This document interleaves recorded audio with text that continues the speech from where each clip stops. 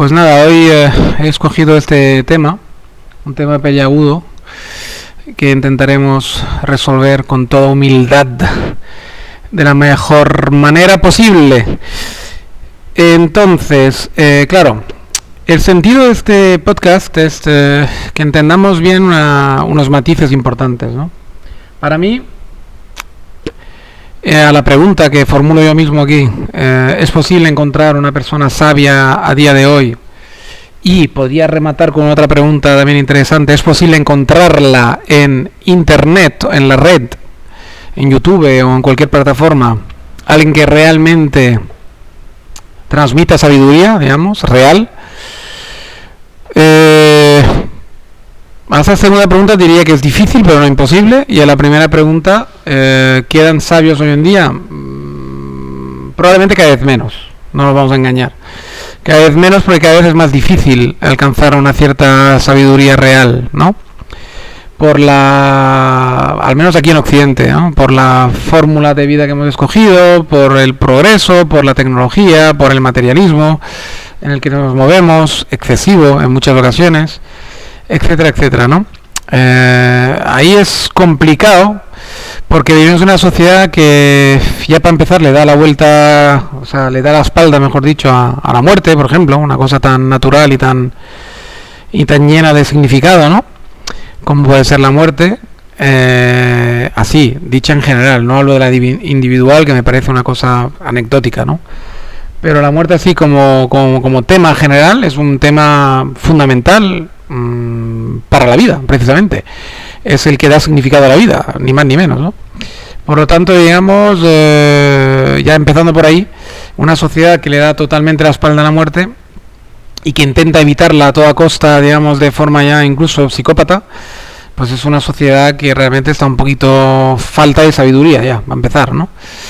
La sabiduría auténtica. Y luego habría que también que hacer unas diferencias también muy notables entre lo que sería ser un sabio o ser sabio, digamos, o tener cierta sabiduría, y ser un todólogo, que es lo que abunda hoy en día, ¿no? Los todólogos, los que saben de todo o aparentemente de todo, o sea, esta moda, por así decirlo, periodística, ¿no?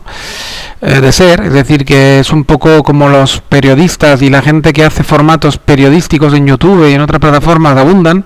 La gente ha cogido la costumbre de hablar un poco de forma periodística, es decir, opinando de todo de forma superficial, rápida y sin profundizar en nada, ¿no? Cuando precisamente la sabiduría es todo lo contrario de un todólogo, que mucha gente los llama también los cuñados, etcétera, etcétera, pero eso ya roza el chiste, es otra categoría, que yo no digo que no exista, que también están los típicos cuñados, entre comillas, que creen saber de todo porque o creen saber de una cosa concreta normalmente, y porque han oído a alguien en YouTube hablando de esa cosa, o porque han visto 4 cosas en un telediario, o han leído un mini libro cutre sobre algo, se creen que ya les da derecho a sentar cátedra, ¿no? En una cosa concreta, ¿no?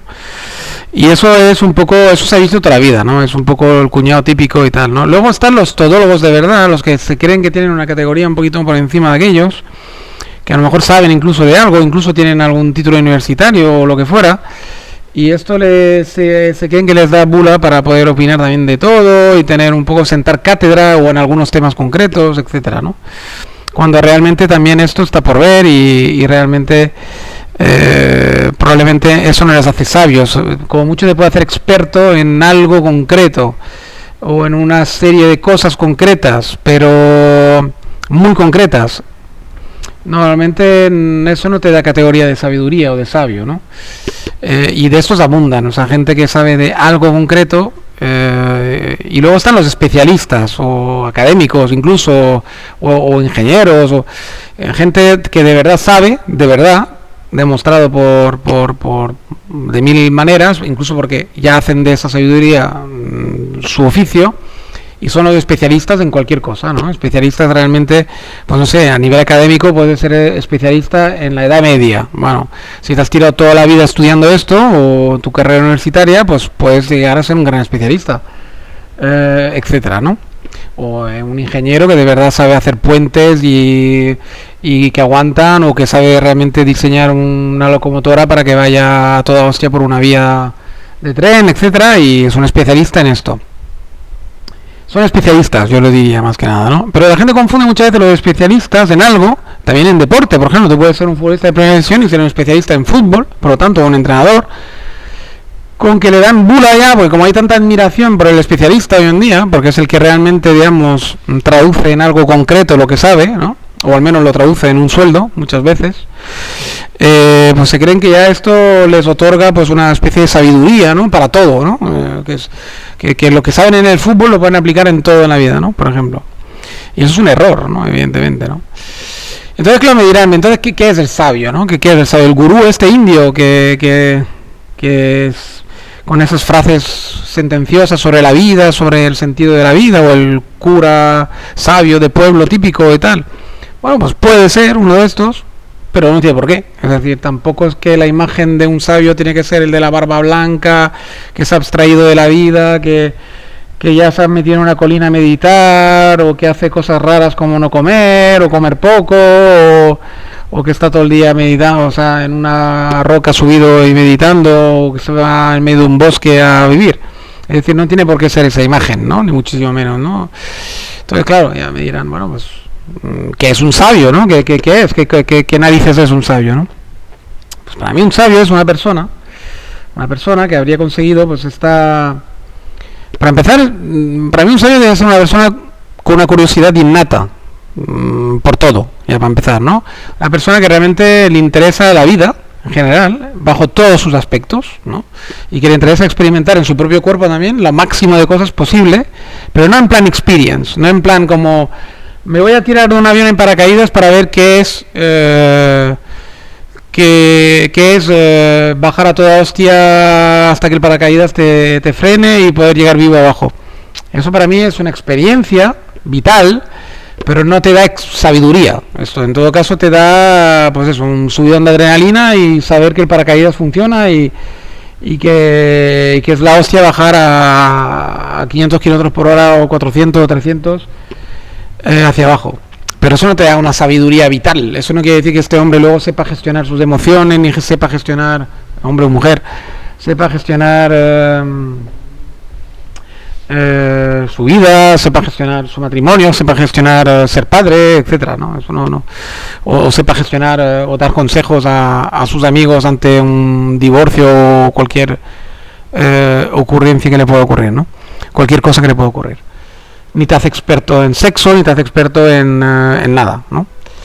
Entonces, dices tú, entonces, ¿qué es un sabio? Entonces, ¿no? Si no es tampoco el que tenga muchas experiencias vitales, pues, entonces, ¿qué es? ¿No? Pues es una persona, para mí, o debería ser una persona reflexiva, ante todo, curiosa, y que realmente ante cualquier acontecimiento de la vida, pues intenta sacar una conclusión sobre ella, a base de reflexionar mucho sobre las cosas que ocurren. Tiene que ser también una persona muy, muy observadora, que observe de forma profunda realmente a sus semejantes y a las cosas que le rodean, a todo, desde un riachuelo hasta un árbol, pasando por una brizna de hierba, un caracol o cualquier cosa, le debe interesar profundamente y debe sacar conclusiones de las mismas, ¿no? De ver el cielo estrellado, de leer, del acto de leer, cualquier cosa, da igual, no un tema concreto, sino muchos temas, y luego también de experiencias vitales, ¿por qué no? ¿No? También un sabio se puede tirar por caídas para experimentar el efecto de la gravedad sobre su cuerpo, por ejemplo, ¿no? O puede ser una persona que decida, pues durante un tiempo de su vida, pues tener relaciones sexuales de todo tipo, también puede entrar dentro de esto, ¿no? Pero siempre tiene que estar guiado por la conciencia de lo que uno hace y no por la experiencia de hacerlo. Es decir, no es aquello de decir, voy a probar todo tipo de comida mundial para tener la experiencia de lo que es un contraste de sabores. Eso te puede llevar a ser un gran cocinero, pero no un sabio. Es decir, es un sabio, a lo largo de su vida puede ser que acabe probando muchos tipos de comida, pero no lo va a hacer nunca analizando el gusto que está metiendo en la boca, sino con digamos la perspectiva de poder comprobar cómo pues un gusto diferente a su cultura, le puede llegar a llevar reflexiones curiosas, ¿no? Importantes, ¿no? A llevar a pensar por qué, pues no sé, en la India se utiliza más picante que en otro lugar. Y el picante, ¿qué efectos tiene sobre las personas? Y por qué el picante, digamos, es un tema interesante de experimentar a nivel reflexivo, ¿no? Y a qué conclusiones le puede llegar a llevar esto. ¿Por qué en la naturaleza existen guindillas, ¿no? ¿Por qué las guindillas han sido necesarias, ¿no? ¿Qué acontecimientos han ocurrido en la naturaleza para que al final una planta o el hombre haya sentido la necesidad de cruzar plantas para conseguir una guindilla picante, muy picante, ¿no? Ese tipo de reflexiones son las que normalmente un sabio hace, ¿no? Son reflexiones, si me apuran, infantiles, pueriles, auténticas, prístinas, es decir, son cosas que se podría preguntar a un niño, ¿no? Pero si lo hace un adulto, pues tiene más profundidad, ¿no? Porque un adulto realmente tiene muchísima más experiencia, tiene un cerebro ya maduro y puede llegar a conclusiones muy interesantes y muy originales, ¿no? Y eso es realmente la sabiduría va por ahí, no es un tema de experimentarlo todo por experimentar y eso de repente te hace sabio, no porque vayas a dar la vuelta al mundo 4 veces y vayas a visitar todos los países del mundo, te va a volver un sabio, automáticamente, te va a volver un experto en viajar, un experto en salir de atolladeros o en poder, digamos, guiarte a través del mundo, pero no te va a volver un sabio. A lo mejor sí, también, ojo, puede ser que un sabio le haya dado por viajar o que su vida le haya conducido a viajar y a visitar los 168 países o 170 países que existen en la actualidad, ¿no? Pero no lo hará por experimentar y por hacerlo y por colgarse una medalla o por convertirse en un experto viajante, sino porque la vida la habrá llevado por ahí, porque las circunstancias, incluso, porque quiero decir con esto que un sabio puede haberse no movido jamás de su casa, ni un centímetro, y eso lo puede llevar a la sabiduría perfectamente, leyendo a lo mejor libros de alguien que ha viajado, por ejemplo, y preguntándose pues cosas a través del viaje de otro. Por ejemplo, ¿no? Si hablamos del viajar, pero incluso sin leer nada, ni un libro en su vida, puede ser un sabio también, o incluso sin haber salido de su pueblo jamás o no haber contactado con un mínimo de personas, o al contrario, habiendo salido de su pueblo, habiendo viajar muchísimo y contactar con miles de personas. Es decir, la sabiduría no es una cuestión cuantitativa, sino realmente es una cuestión de calidad, ¿no? De calidad de reflexión, y se alcanza a base de reflexionar, de pensar y haciéndose reflexiones originales y carentes de todo tipo de cortapisas, de todo tipo de, digamos, de cosas que podrían castrar el pensamiento, castrar la reflexión, castrar las conclusiones que puedas llegar a tener, ¿no? Y para no estar castrado hay que tener un espíritu pues bastante limpio, bastante honesto y bastante, digamos, que haya conservado una cierta ingenuidad, pero no la ingenuidad infantil, como muchas veces la gente se confunde, no esa inocencia infantil, sino esa ingenuidad auténtica que te hace saber auténticamente que de verdad todo es objeto de una reflexión genuina, ¿no? En un momento determinado, ¿no? Todo puede ser objeto de una... Es decir, no se trata tanto de conocer y saber, sino de cada cosa que tú experimentas o cada cosa que tú puedas, digamos, llegar a conocer o que llegas a contactar con ella, bien sea visualmente, por oído, por tacto, por lo que sea, es la calidad de la reflexión que te origina en ti, la calidad de la emoción reflexiva, diría yo, ¿no? Tampoco se trata de emocionarse así, sin más, sino se trata de una cualidad emotiva profunda que te puede llevar al final a unas reflexiones interesantes, ¿no? Para ti, a lo mejor para los demás les parece totalmente estúpida, ¿no? Pero esa es de eso se trata con la sabiduría, ¿no? Al final es toda una cuestión de curiosidad y una cuestión de realmente de que te lleve a a nuevos caminos, o caminos que no estén tan trillados ni tan andados, ¿no? Y eso se consigue solamente con una genuina limpieza, digamos, y con unas genuinas ganas de ir más allá siempre, ¿no? Pero sin ningún tipo de verdad de objetivo, ¿no? Porque a la que te pones un objetivo ya empieza a entrar pues una serie de componentes ahí que ya pueden estropear la reflexión sabia de verdad, ¿no?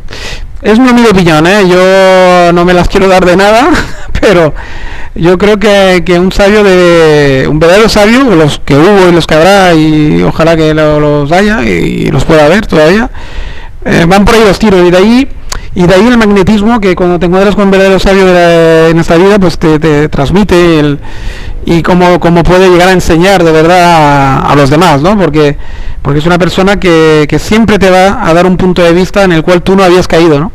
Porque ya vas con tus mochilas culturales, con tus mochilas religiosas, con muchas mochilas familiares, etcétera, que a veces te limitan la visión, ¿no? Y el sabio siempre te va a dar esa visión alternativa, extraña, en muchas ocasiones, que tú no habrías caído nunca porque no tienes la libertad que él tiene, ¿no? En muchas ocasiones, ¿no? Por ahí van los tiros, repito, mi humilde opinión. Bien, pues nada, lo vamos a dejar por hoy, ese podcast, y os invito pues a próximas reflexiones y próximos podcasts futuros.